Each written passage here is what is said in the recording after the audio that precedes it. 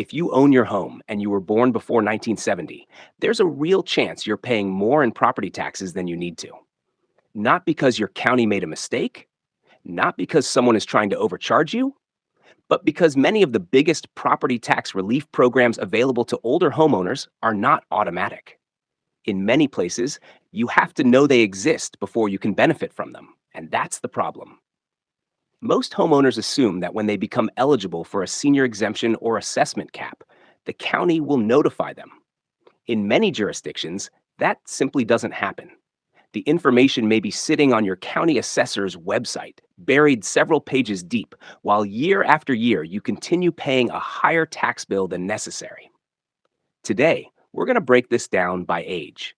If you were born in the 1940s, you may qualify for some of the strongest property tax protections available in your state. If you were born in the 1950s, turning 65 may have unlocked exemptions that thousands of homeowners never claim. And if you were born in the 1960s, there are planning opportunities, including property tax deferral programs in some states and important tax rules surrounding downsizing that are worth understanding before retirement. Stay with me until the end because I'll also cover one filing that every homeowner should confirm they've completed, regardless of age. Before we begin, one quick disclaimer. This is general educational information, not tax or legal advice. Property tax rules vary significantly by state, county, and even school district. Always verify eligibility requirements with your local county assessor or a qualified tax professional before making decisions. Let's begin with homeowners born in the 1940s. If you were born between 1940 and 1949, you're now in your late 70s or 80s. Many of you have lived in the same home for decades. During that time, your neighborhood may have appreciated dramatically, pushing assessed values and property tax bills higher every few years.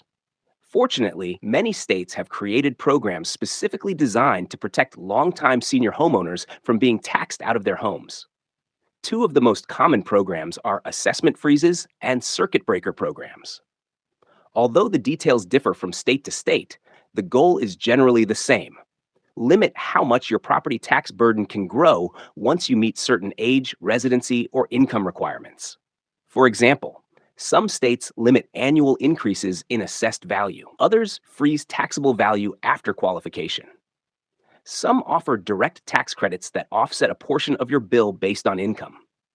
One well-known example is Florida's Save Our Homes assessment limitation, which limits annual increases in assessed value for qualifying homesteaded properties. Other states operate entirely different systems, so don't assume your state works exactly the same way.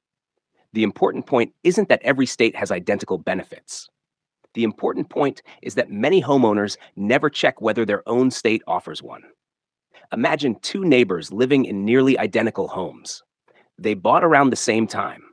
Their houses are worth roughly the same amount today. One homeowner enrolled in every senior property tax program available.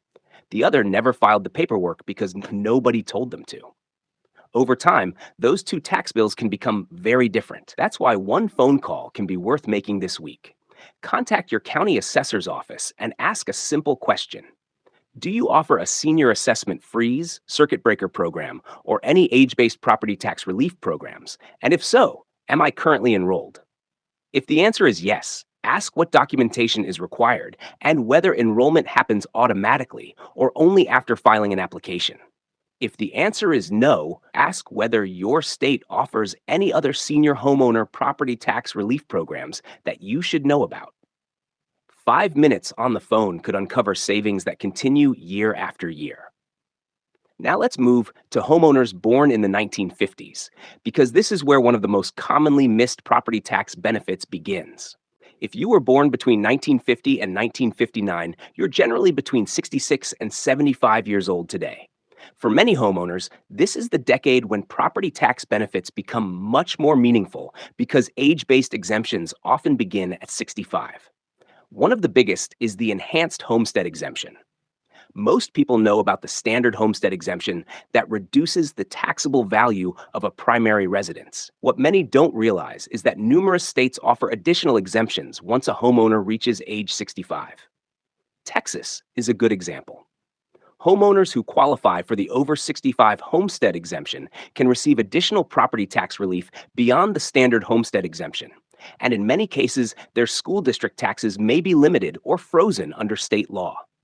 Other states, including Georgia and South Carolina, have their own senior exemption programs with different eligibility rules and benefit amounts. The key point is this: eligibility often begins automatically with your age, but the exemption itself usually does not.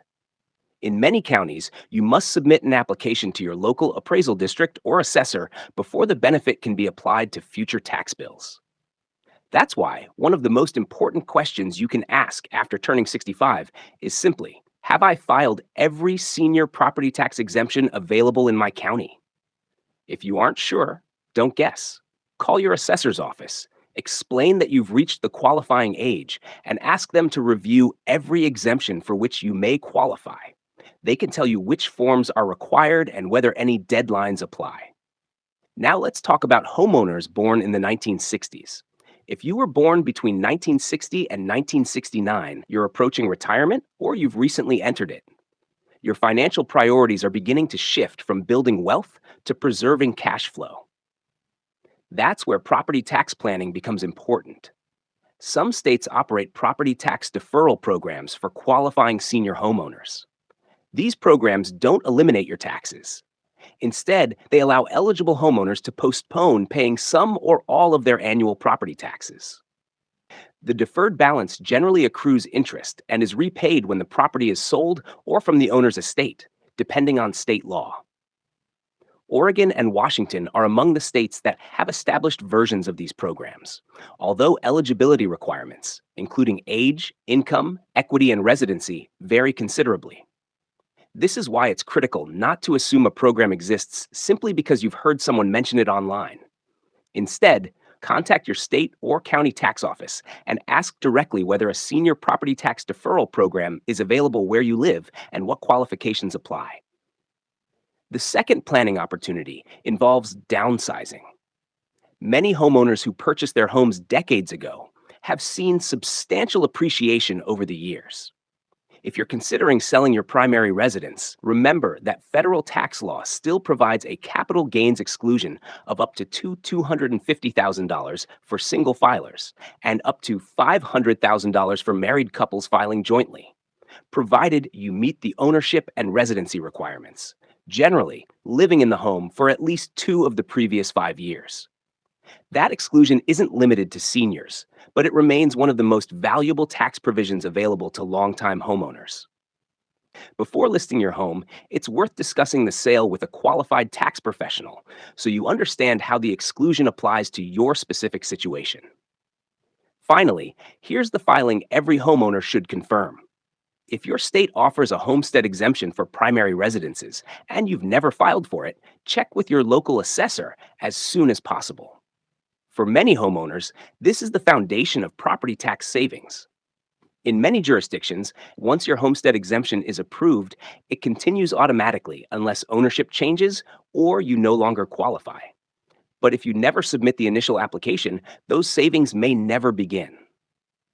The bottom line is simple. Property tax relief often isn't about discovering a brand new law. It's about making sure you're receiving every benefit that already exists under your state's rules. A few phone calls and a few minutes reviewing your county's requirements could reduce your future tax bills for years to come.